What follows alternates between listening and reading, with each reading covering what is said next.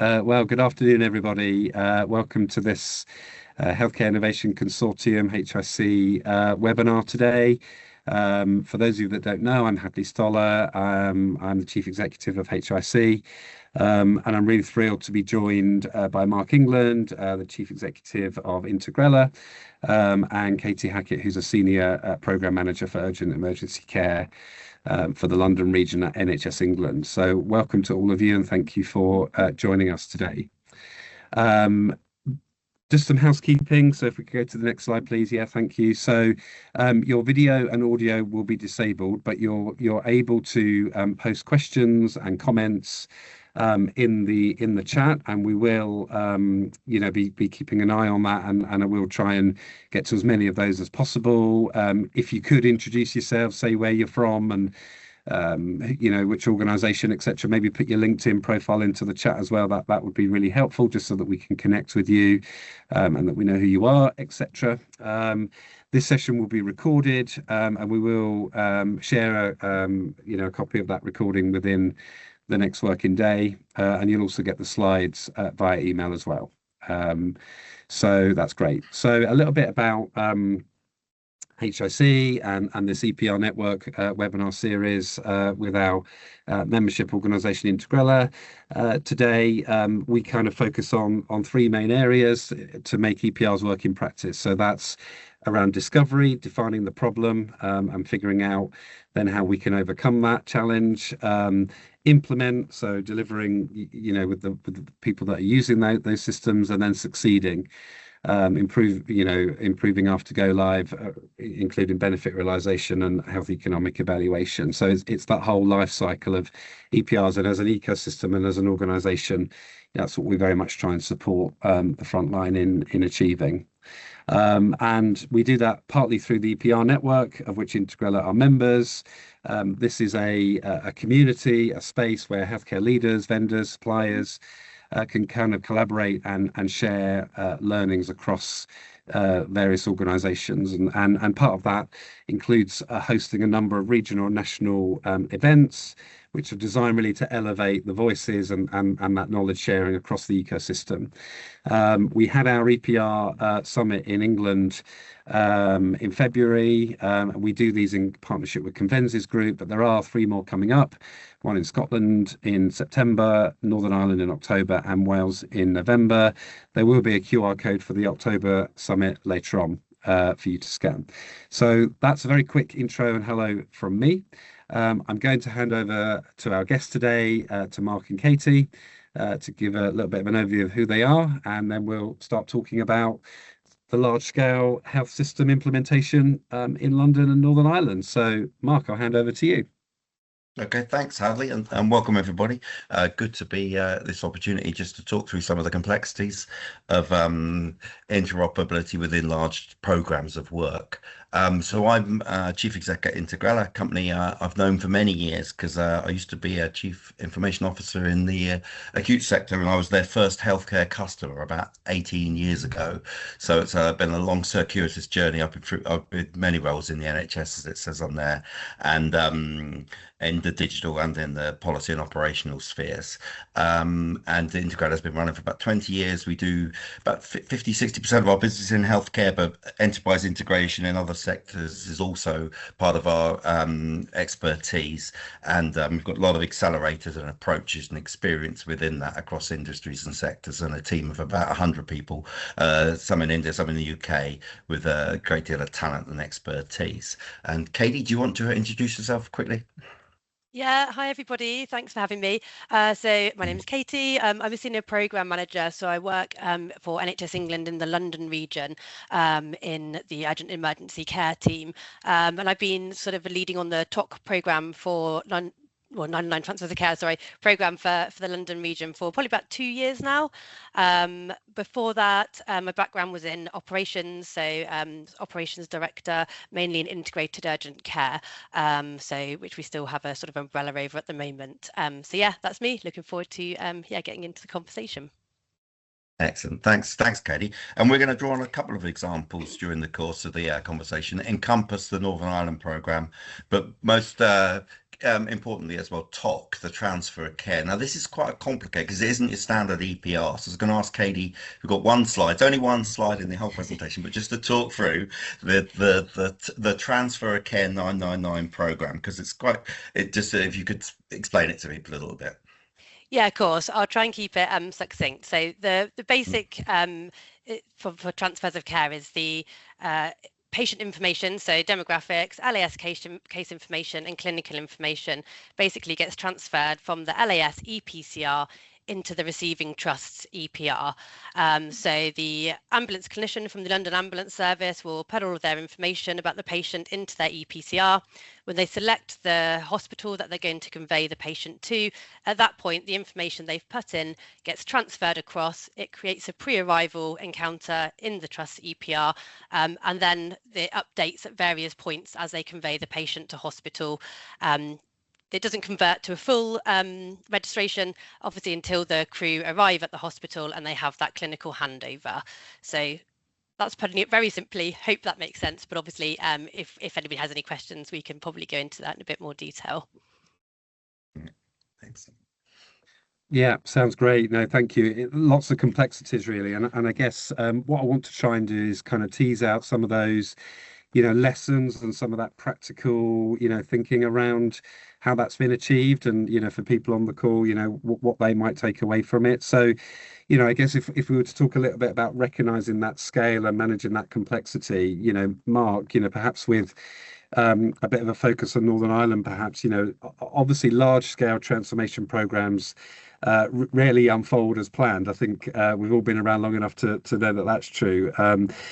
Could you share some examples of where the execution diverged significantly from the original blueprint, and actually what did that reveal about large scale digital change? So I think one of the it's a common theme really in any large scale change is to try and stage it and break it down into units of deployment. And then you can learn as you go through. So you can get to the end of a stage boundary, you can look back, you can realign and move forwards. And I think the Encompass team, I've only joined the company the last 6 months or so, and Encompass has been running for 3 years or more. But talking to them, it's fairly clear that they started out strong vendor input, as Epic are.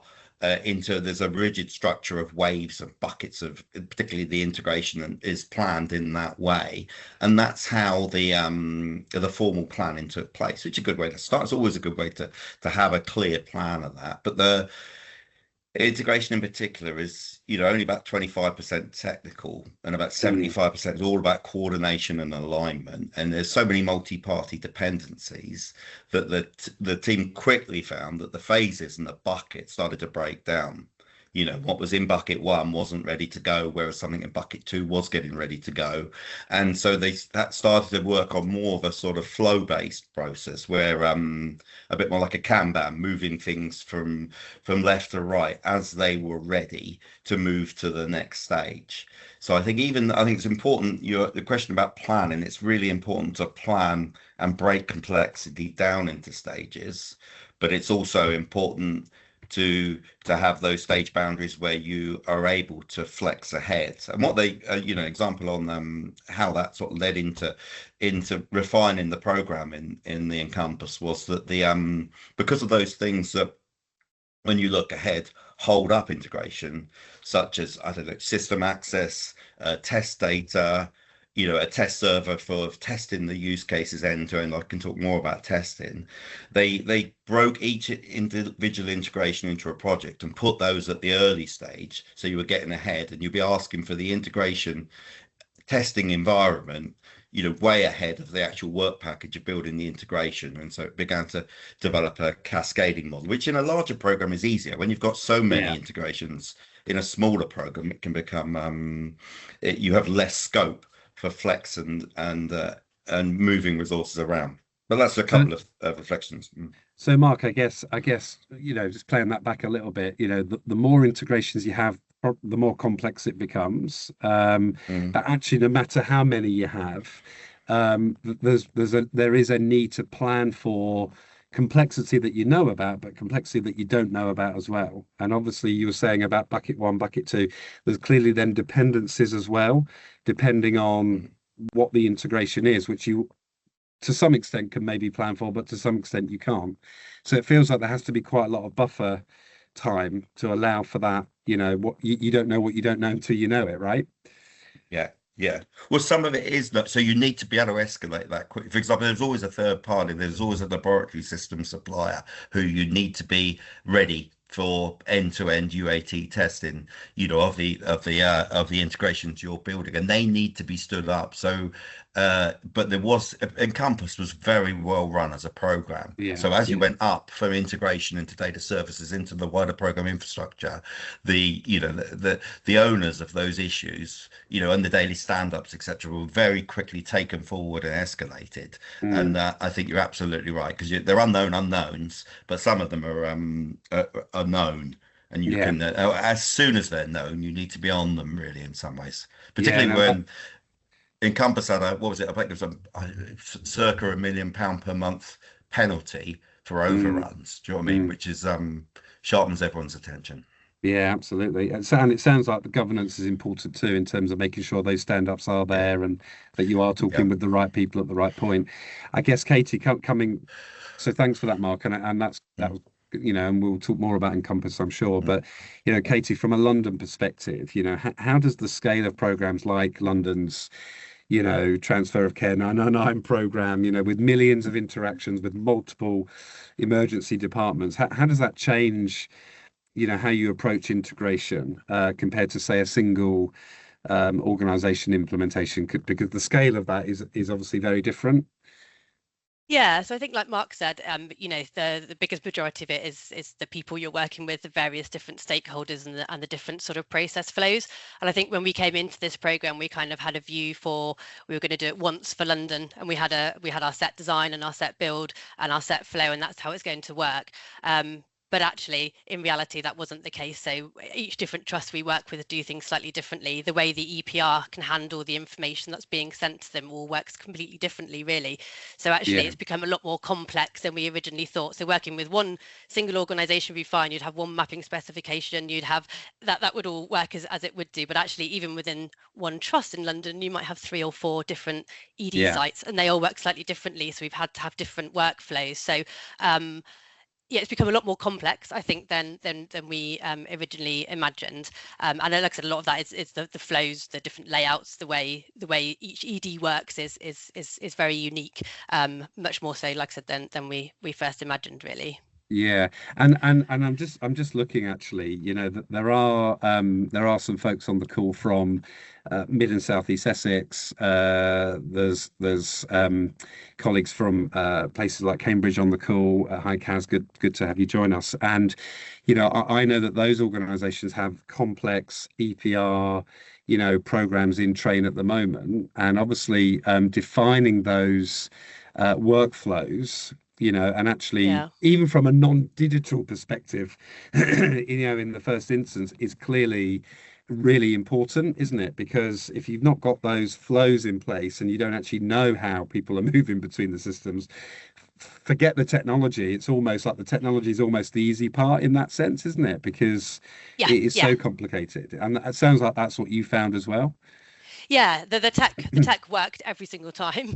That was the easy part, getting the information from the London Ambulance Service into the EDs. But you're absolutely right. The way each of them is set up, even the layout of some of these old buildings restricts how the flow can work and how the EDs can actually use the information. So and like I Yeah, said, the different EPRs handle it slightly differently as well. So with the LAS process being quite complex, that added another sort of layer to what we were trying to work through. But definitely, yeah, the yeah. different flows. We've had to have different flows, yeah, for each of the different sites, really. Yeah, so I guess, Mark, this may be a question for you, but feel free to come in as well, Kate. How critical, in Northern Ireland, but other places as well, is robust kind of integration governance to achieving what we're talking about here? Because clearly, multiple organizations, all with different systems, all with different needs, all with different workflows, but they all need to have a degree of standardization to be able to access this data and connect those systems. what does that look like? What does that governance? I know we touched on it before briefly, but what does that integration governance actually look like? What does good Well, look like in I that think sense? I think you mentioned the fact that all with different processes, that's not how it can. So even before you get to integration, I think it is the standardization of pathways, which are often expressed at the interface with other systems in interoperability challenges. Yeah, But that it's really important to have clarity on the workflows and the responsibilities and the system interactions and Encompass had a really good business requirement documentation process where they had a single source of truth in terms of mapping those processes and holding the line on the standardization is key. And then yeah, when you come into the actual integration governance, I mean, it's really important, and they really phased it well. So they phased it across the different trusts. And of course, while you're doing the first trust, there's a degree of agility you can have because it's not yet live. And there's yeah, a degree of iteration and evolution. But once the first trust is live, you're then replicating a live system. And that's where you really do need, for every change, you need end-to-end clinical validation, all the way from the Epic layer, right down through the integration engine, right down into the vendor systems.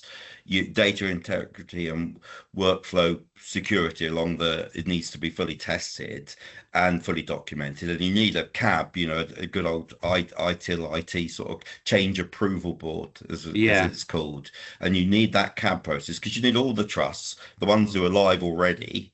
They've got that like integration live in production, yeah. with active patients. So to roll it into the next one and make a regressive change is important. So that governance around locking down configuration and the change approval process is an important part of confidence, Yeah. in the rollout. And in that governance, Mark, would you say that suppliers, the vendor community is also really key to that? Because from what you're describing, there are obviously changes and things that are happening both within the NHS walls, the trust walls, but also, Mm. very much supported and enabled by those commercial, solutions ultimately, right? So they need to be part of that conversation too, right? Oh yeah, absolutely. Because you need to test from the end to end. So they are the vendor of the pack solution or the vendor of the laboratory solution or the blood transfusion system or the chemo system or prescribing system or whatever the niche vendor system is. Is, They're a yeah. critical part of this. And that's one of and trying to get the test environment configured with those third parties and Yeah. getting the test data in place. Sometimes testing is really fundamental in this, and it's often underplayed because Epic will have their test cases and their test scripts, and Mm. the clinicists might have their test cases, Yeah. but it's really important to test end to end across both the vendors and to assure the actual process and workflow runs effectively for the clinicians. And that often, it often leads to an extra stage of testing, which is the testing in live, Yeah. beforehand, which is because you need to do some, sort of sanity tests in live even Yeah. before you release it, because it's hard to replicate it in the pre-production. Yeah, absolutely. And interesting, we've got a comment from Mark actually in the chat. He's saying one of the biggest challenges is that the happening to versus happening with, so Mm-hmm. people and culture, tension, and Mm-hmm. ensuring that the latter, is a core principle throughout. So this is an Mm-hmm. enabler, isn't it? It is about bringing people on the journey. It is about winning, Mm-hmm. because what that integration is enabling is ultimately changing the way that people work. And perhaps that's Mm-hmm. often a bit that's missed. And so I might come to you actually, Katie, possibly to comment on that as well. But how effective, in London, across One London, was the governance structure in balancing those, commissioning kind of digital assets that were shared across the region? And did it have any escalation? Sorry, any impact on escalation and decision making across the program? Yeah, so I think the overall programme governance structure was fine. We went up through via One London. Obviously, we've got lots and lots of stakeholders we had to keep informed about the progress as well. I think the more complex governance part of the programme really was when we had to make decisions or change parts of the design. When you're dealing with a big ED in London, who's part of a big trust, and then you've got a London Ambulance Service. They both have their own governance processes and their own timelines. So I think getting things through there, and then making sure you've got it signed off from senior stakeholders in the region and One London. That was probably the most challenging part. And yeah, bringing those two organisations together, I think sometimes was difficult. So you all know EDs and ambulance services, differ sometimes in their thought processes. So that was probably the most challenging part, I guess, from the sort of decision making and governance side of things. It's funny, isn't it? The more that we talk and the more of these webinars that we run, actually, the more it just makes me think that the technology really is the easy part, but the culture, the people, the governance, both on a IG level, on an integration level, on a clinical level, a cultural level, etc. These are the components that make it successful or not. Is my conclusion from listening to this conversation. Well, if you put yourself in the position of one of those poor paramedics who've already got, they've got so much on their plate already, at the point of conveyance decision, and we're trying to layer on top of them an additional demographic trace, and then a ED destination transfer of data. It's such a and then we're also saying to them, this is only going to be for hospital X and Y, but not for hospital X. As we're rolling it out, if it was everywhere at once go live, it would be a but it's testament to Katie and the team at LAS who've really driven. They can see the longer term vision of what it will be, and their paramedics are coming with them. But they're such a difficult, because they work across the city. They work 24/7 shifts. They're not all brought up to base. It's a really hard community to actually just provide basic messaging to, but they've done such a great job with it.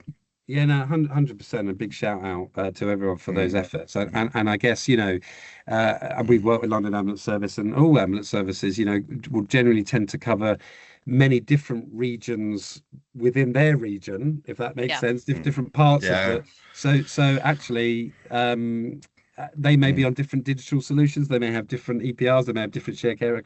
So it's to them, they've got a real mixed estate and a very difficult job to help navigate that, really. So anyway, that's maybe for another day, I guess. So in terms of kind of moving on, I suppose, from governance and kind of how we think about things from that strategic context, and a bit more in terms of delivering at scale. And I can see that Colleen's put a question in the chat. I'd encourage everyone to just give a comment back if you can. Mark, I suppose you said before, you've earned some stripes in the NHS as a CIO previously. If you were advising a CIO, now, of which there are a few on this call actually, around starting a major transformation program today, what would you insist that they get right from day one to build that resilient, future-ready health ecosystem? What would be top of that list to say, if you're going to do anything, make sure you do this, because this is the most important thing? Well, there's some absolute bland or obvious things that need to be, it should never be a standalone program. I've always been slightly, I know we've probably got some CCIOs on the call, except the idea that you need a chief clinical information officer in some ways was always a bit of an anathema to me, because the key person you need on board in an acute is the medical director themselves. It needs to be part of core clinical practice. If you're doing a large scale transformation, it needs to be seen as the core patient safety push of the organization, or that key angle needs to be covered by the medical director and can't be seen as a digital wheel which is turning on one side of the organization. Do you know what I mean? So it needs to be at the heart of the whole clinical agenda within the organization, rather than seen as an adjunct. And that's where sometimes the chief clinical information sort of puts it to the side. So that's about digital. We're about mainstream care, and that's why the medical director and the core clinical leadership is important. You need to plan for the future you can foresee, but also the unknowns that you can reasonably foresee as well. Do you know what I mean? Even if I look back and think when I put the first integration architecture into the acute, we were conscious that we needed to build an EPR solution and up our HIMSS maturity, but we never had in mind that the trust was going to have to go through a merger and acquisition. You know, was going to have to bring systems together. It was going to have to plug into Genomics England. You know, it was going to go through iterations of touchscreen devices at the bedhead for documenting, etc. And if we hadn't put the integration solution in, we'd have never managed that point-to-point architecture through those evolutions. So I think it's important to try and foresee what is reasonably foreseeable. And that is hard now, isn't it, when we look at it? Because you just look at natural language processing and the potential of where things are going at the moment, and the availability of machine learning and data opportunities. But and then of course scalability. We did a lot in Encompass. There was a lot of work working out what the maximum message volumes would be, and making sure that the solution would scale, because you can see there will be more and more integration over time. And I remember I used to have an infrastructure manager years ago. The Scotty principle used to do all the maths, work out what it would be, what you thought reasonably would be there in 5 years, and then you just double it. Do you know what I mean? Yeah. Whether that was, I remember going into ED departments and you say, how many plugs are we going to need, or how many network points, or how many access points are we going to need? And you work it out and say, with 5 years time, what would it be? And then you double it, and you more or less be right. Do you know what I mean? So it's scalability is really fundamental as well. It's the same as car parking as well, Mark. You know, I've worked on new hospital build programs. Like, well, there isn't enough car park space in that design for today. Never mind in 5 years' time when that building goes up. But yeah, no, it's a good point. By the way, it's good to see John here from the London Ambulance Service, actually. So if there are any comments, John, that you'd like to make or questions you'd like to ask, it'd be really good to hear from you. I suppose, Katie, it makes sense, doesn't it, what Mark's saying? It has to be an integrated program of work to enable the integration to be successful. I suppose from an NHS perspective, what were or are the kind of least understood data and integration complexity challenges when delivering, your program, across those organizations, and how did it impact on delivery? Yeah, so I think from our perspective, we didn't understand how complex, particularly from the London ambulance side of things, their flow could be. So initially we were taking information from LAS and giving it to the receiving trust, but actually the way the LAS works, they're dealing with patients in their own home, they're taking them to hospital. There's kind of lots and lots of edge cases that can happen during that patient journey. Whereas when you get to the hospital, although we said earlier the flows are different, the actual clinical handover is fairly regimented. The triage nurse generally goes down their steps, but the LAS steps can be completely different every time they're conveying a patient to hospital. So it was, how did we get that information into the ED so that it's they can use it usefully? I think we had, particularly with our first beta site, particularly lengthy conversations around how we can transfer the observations, because again the LAS may do one set of observations, they may do 8 sets of observations, and again it was how the receiving EPR could handle that without the ED clinicians being able to understand what's the latest set, how do they use those clinically and appropriately. So and like I said, lots and lots of edge cases we definitely hadn't pre-planned for, hadn't thought about that affected that flow that we had to account for in case those sort of scenarios arose, really. Yeah, no, 100%. It's it has those complexities because of the scale of it, right? But the scale is what you're trying to achieve. So it's really tricky, isn't it? For sure. Sorry, go on, Katie. No, I was just going to say, and like I said before, the way the different EPRs work, how they handle the information, the different trusts, integration engines, all of those sort of other layer of complexities, the way the multimedia in each of the EPRs that receives the final file, etc. All of those as well are completely different. So trying to deliver at scale, and then you've got all these kind of nuances everywhere that you also have to account for, and the integration needs to handle. Yeah, and I guess just to pick up on your point, Katie, and Mark's previous point, in terms of the people to have in those conversations, to be engaging with, obviously Mark spoke about the right clinical, expertise required, but it's also obviously the digital team, but who else, who else needs to be part of that, ecosystem to ensure that, actually that it does succeed and that those complexities can be overcome. Yeah, so I mean, initially you absolutely need buy-in from the clinical leads. That's what we learned pretty quickly is in each trust, In each including the trust, ambulance yeah. service. Yeah, each site really. The clinical lead is the person, the ED clinical lead that will drive it forward. Obviously, the operational buy-in as well. You've got the senior level stakeholders in each trust, and then you've obviously got to have buy-in from commissioners because they need to approve it as well, and senior NHS leaders. And also, you need that buy-in obviously from the end user, don't you, who's going to actually be using it, and we can give the technology, as you said earlier, I think, but if they're not going to use it appropriately, what's the point in doing it? So yeah, big buy-in from the users as well. Yeah, absolutely. I guess, Mark, in practical terms, then, what is least kind of understood around integration or data readiness challenges, and how does that impact program momentum? I think it's probably the standardization it draws out.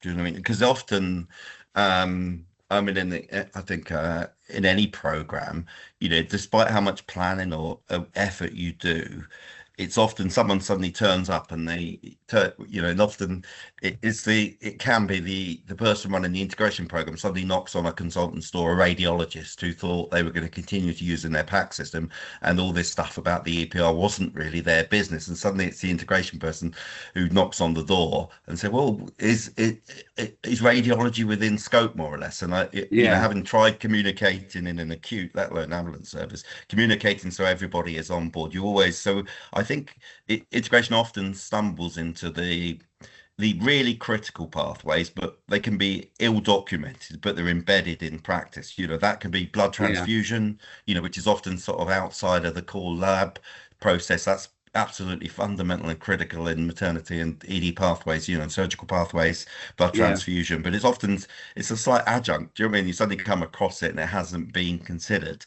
and it hasn't been standardized. So I yeah, do think the thing that will hold up everything is real clarity on standardization and holding the line. And that would yeah, be, you said, what advice would you give to a CIO launching that program and that can only be a line that's held by your clinicians, but you need to make the case yeah, and stand with your clinicians and articulate the case for standardization, because deviation from it can create, just and can yeah, really set the program up to fail as it rolls forwards. So, yeah, and it's a absolutely. difficult discussion. We remember putting prescribing into a hospital and the post-operatively the anaesthetist. I think we had 12 anaesthetists or something, and there were about 40 or 50 different post-operative Yeah, sets of close. medication, and there was evidence base that supported about 5 or 6. Do you know what I mean? But trying to get from 48 down to 6 was it took the clinical director of anaesthetics, the clinical director of surgery, and the medical director all to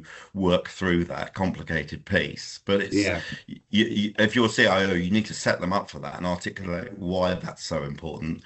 And because it's logical to the clinicians following the evidence base and standardization and yeah, unwarranted variation, etc. But it's still, you need to make that case. yeah. Um, And actually making that case obviously is super important, but it's giving clinicians in particular the headspace and the time, isn't it? The dedicated time to be able to work through it, mhm, embrace it, yeah. adopt it, understand it, and then kind of roll it out. And I guess that's a key point, which is Mm, also what Shirley has put in the chat, in fact, around user buy-in and support being critical and is often overlooked mhm. or left too late in the process, which is what you were saying as well, Katie. So I think Shirley's agreeing with you there, which is great. There's a few more comments actually that I might just come to. So Dermot says, the Encompass program spent 18 months and engaged Mm. 5,000 staff to standardise pathways. We had to fund this work through expanding clinical digital teams from 60 to 200 to 210. Oh yeah. So that's Yeah. staff, which is awesome, and in no small order really. Mm. And Mark also, And that yeah, is go worth on. just on that. I think that's worth. We did talk about, Epic have this sort of very rigid buckets or waves of integration work to it, but they also have very strong ideas around exactly those numbers that Dermot's discussing there around Yeah. the amount of, as you said, that people need to be given the time and the Mm, bandwidth to standardize and drive forward that standardization and to own the exactly. implementations. And that is, they have a really good model for that, and that's why it does de-risk implementations. But it's not really proprietary to Epic. Do you know what I mean? It's just others. Yeah. You can look at that approach. Yeah, it's good. Yeah, It's yeah, great. And 100%. mm, Well, for mm, this next one, actually, I know we're going slightly off piece, but I'll refer to you as Mark E, and then we've got a mm, question from Mark M, which is oh, maybe related to the periphery question. I'd be interested to hear Mark E's perspective on decommissioning legacy systems in the Encompass program. What are the teachable mm, lessons? Phasing decommissioning alongside phase rollout seems really tricky. mm. Yeah. Um, this is where this is when you look at data services, there are the integration piece that we're talking about here, and there's the data migration piece, which is was a real challenge in the Encompass space. But the ultimate data archiving and decommissioning of the legacy systems, I think, is Yeah, and let's face it, there's a lot to focus on when you're taking a whole a whole of Northern Ireland from yeah, the level of digital maturity it was up to a high level of HIMSS. But I think it's somewhere within the scope. It's the same with benefits realization. It's not peculiar yeah, to Northern Ireland. We could talk yeah, about yeah, any NHS trust that spent many months writing a big business case for the Treasury to sign off to put in an EPR, and going back to benefits realization, of which decommissioning systems is obviously is critical part of it, as well as paper releasing paper costs and other areas which are real cashable savings. yeah, I'm not sure. It's probably an area that they could have focused on in more detail, because it is a quickly cash releasing. And if you don't decommission the legacy systems as well, the suppliers are also in a very that they're not very bought into the future of the contract, and it's a difficult account management challenge on all sides. And yeah, I haven't got an answer to it, but I think it is something that probably, if you're a CIO now, don't just think about data migration and interoperability. Also think about decommissioning and archiving, and build it in, because that's your quickest cashable saving that you're going to get. yeah, yeah. No, absolutely. I guess the answer is yeah, it's not easy, but it's important to plan for it and understand that it's Mm, because obviously the service has to continue as well. That's the thing that we've also not touched on, right? mm, You can be doing all of this kind of new implementation and obviously phased implementation, but ultimately the people that we're talking to and referencing around, making it a success are the same people that are running the service and keeping the lights on, right? So, yeah, yeah. that's what's really complex, and it would be really great actually to hear from. Mm, We've got Linda from Northern Ireland on the call. It'd be great to hear her perspective as well.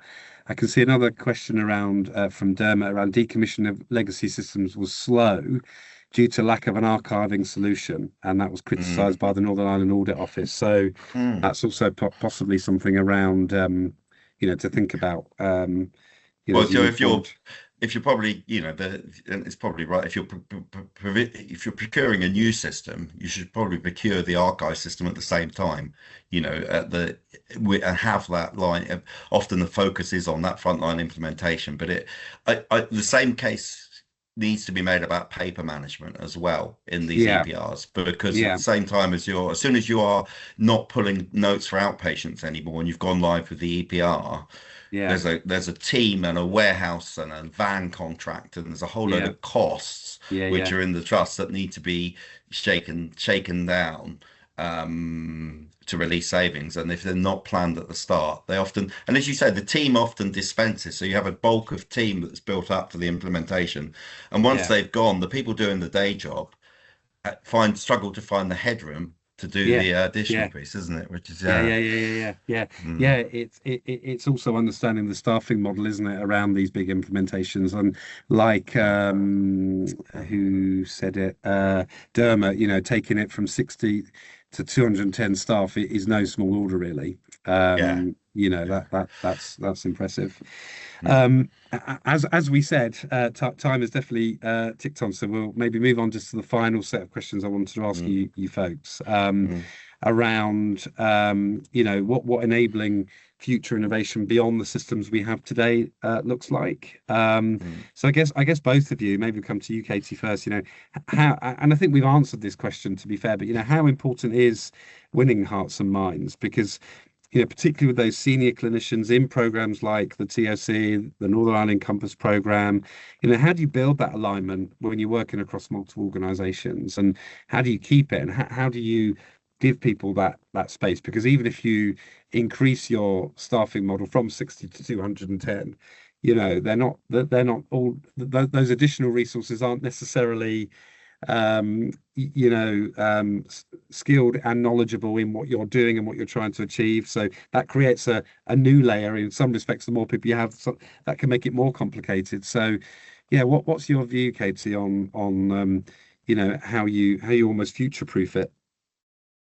Yeah, so that winning hearts and minds, like we said earlier, is absolutely critical, particularly when, like we said, we've got busy clinicians who are kind of the drivers behind the programme, like transfers of care, and they were absolutely vital in our first sort of sites going live. But like you said, they're busy people, so any time you have with them, you have to make sure that it's fully utilised and is absolutely necessary. Yeah, So I think for this particular programme, we sort of started off going to like an ED clinical leads network, and then branched out to our various sort of individual clinicians for our various sites at the beginning there. What did you? Sorry, Hadley, you asked about future proofing and keeping. yeah, just the hearts Mm. and minds. How do you win those hearts and minds, especially as you're potentially Yeah. expanding and It's bringing in, it's it's Got Mark. I think TOC, it's really interesting because it is the same in some ways. If you're talking to a nurse on a ward that's taking observations onto a paper chart, once you start talking to her or him and say, look at this, I'm going to take these, we're going to automatically calculate the early warning score, and that's going to be yeah, available digitally to the critical care team and yeah, the outreach team, and they might well pop up on your ward and see that your patient's deteriorating before you've escalated. And yeah, they can't even imagine a paradigm that's so different from the paper observation chart. Well, it's the same with the paradigm which Katie and the top team have been driving forwards with regard to having that inbound screen, which Katie showed on the original slide, which you could see the patients coming into the hospital, then opens yeah, all sorts of clinical questions from the yeah, paramedic side and from the hospital receiving side about could you pull the patients with intelligent triage as they're moving into the hospital, which is such a new paradigm that to start with, these screens at the bottom where you've always had an inbound screen that says, that there's a cat 1, cat 2 coming from this postcode, but this enables you to see that this patient might be relevant for frailty. And let's pull them straight to the frailty front door, take them out of the ED queue, get them to the right place first time where people have experience and expertise in there in managing patients with frailty and trying to turn them around on a frailty front door. That intelligent triage and diversion is so future thinking that until you get the first step on the ladder, it's hard to articulate. And I think that's important in terms of maintaining momentum is getting enough minimum viable progress to be able to yeah, celebrate it and open yeah, people's minds to what else is possible in the future. Yeah, yeah. you hit No, the nail on the head. Oh, sorry, Hadley. I think you go hit the on. nail on the head there, Mark. I think particularly clinicians can see this is kind of just the beginning, and actually the scope of the program at the moment is transferring information to EDs, but absolutely being able to Mm, send mm, information into SDEC, stroke mm. pathway, frailty pathway. That's when you start to get into the really exciting areas, and I think probably Yeah. particularly clinicians can absolutely see how this could benefit those acute patients really. And that's it, isn't it? We were talking at the beginning about the governance and the complexity and the challenges and the need for this dedicated time and resource. But actually, what it all comes down to in the end is those improved clinical workflows, Mm. clinicians on the ground treating patients, being able to make better and informed decisions on what they're able to now view and access and see because of all of this. So you know that's ultimately the end game, isn't it? And just while I've got you, Katie, there's a question from Harry, who said you know you've made brilliant progress on this, and the scale of London makes this so complicated. Looking back, is there anything you would have done differently? So yeah, so I think it just comes back to understanding those flows in a lot more detail. So we did do a discovery piece before we did the design and build, but I think looking back, we should have absolutely spent a lot more time on the back of an ambulance, shadowing the crews as they do those processes, really understanding how complex their flow is. And again, the same with the ED, we spent some time and we spoke to clinicians and we got their feedback, but nothing could have taken away from actually spending more time and really getting to grips with it. And I think we probably would have saved ourselves quite a lot of time if we'd been that much more prepared and understood how complicated those flows are. Is definitely what we do differently. Yeah, I think that's a good shout, and we picked up on that before, didn't we? No name, but someone from. Oh, sorry, Mark. Go ahead. No, but also that discovery almost needs to be continual, because you could do the discovery at the start and think you know it, but that's why staging is important, because then you know those edge cases sometimes only surface as you keep on. You need to keep in almost a discovery radar, which is you know picking up process variations and trying to understand the workflow. And also the world around us changes all the time, you know. ICBs suddenly become less, and new initiatives come along, and there's you know a new focus, you know, within the 10-year plan, etc. And actually what you started out on at this point, you know, the requirement might actually be very different at this point. So that need to continuously discover, I totally agree with Mark, that you know it's really really important. There's no name, but there's an organization called A1 Care Bournemouth that have said as integration understandably focus on hospitals, ambulances, and statutory providers, how can the scalable integration models also meaningfully impact independent domiciliary care-based providers who often support people before admission and after discharge? Oh, from Serena, yeah.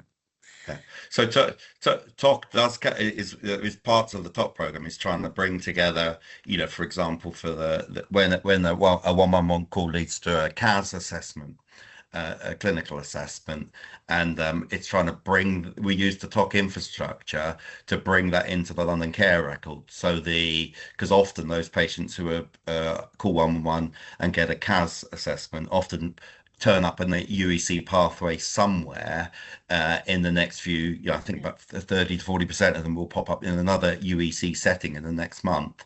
So we need ability of that CAS, which are non-hospital community supporting people in the community, often out of hours GPs, etc. So we're trying to bring, you know, London's got a good strategy of bringing that UEC pathway together, because it can be very fragmented. You know, there's a sort of jumbled NHS pathways sort of summary, you know, then they're trying to work out what's happened to this patient previously, and they say they talk to the GP, and bringing the CAS summary in is important. And then for the urgent community response, I know that we've had discussions with different providers, and I know NHS London's got quite a sophisticated commissioning strategy with doc abode and different deployment models for community staff for urgent community response. So it isn't particularly focused on it, the 999 topic we've been talking about, but there is. Katie, do you want to? There's wider reaches, isn't there? Yeah, definitely wider reaches, and I think it just gets slightly more complex and needs you know, even more thought really when you start to get to those community-based providers, because likewise you don't want to be flooding them, so they're out of capacity. There's often limited sort of opening time. So I think we've definitely got a big piece of work to do there, and we can definitely improve the flow of the patient messages to sort of community-based providers from an integration perspective. But yeah, I think it's another layer of complexity, isn't it, that really needs to be thought through effectively. And but one thing it does do, just to finish off again, is that we know that conveyance rates run, I forget, you know, when I used to be in UAC, a lot, 50-55% conveyance rates, say, from the point an ambulance, you know, 1 million ambulances are called over the year in London, 500,000 lead to conveyances. The 500,000 who don't lead to conveyances and go to, you know, self-care alternate dispositions are really really critical, and often the system has been slightly blind to that interaction, whereas we are putting a summary of that non-conveyance decision into the London Care Record, which I think is a really important cohort of Yeah. 500,000 people a year who've been so unwell that 999 have dispatched an ambulance to them, but they haven't been conveyed. And that's an important cohort, which have obviously got rising risk and are likely to have repeat needs in the immediate future. Yeah. There's a question, well, there's a comment actually from Alex that just says most integration problems do come from accumulated small decisions rather than catastrophic failures. The 999 handover example is solid, real operational constraint, clear decision point, digitize or don't, measurable outcome, data arrival timing. So yeah, good point. So just the last question then before we kind of wrap up. Time really does fly when you're having fun. Do you feel, I guess this for both of you, might come to you first, Katie, that the NHS should only look internally for innovation instead of relying on vendors and suppliers? Because obviously, what we're talking about here is getting the basics right, getting the house in order, getting those integrations in place. But obviously, once that's done, that's when the really cool and exciting stuff can happen, because now you're doing something that you weren't doing before at a scale that you weren't doing it.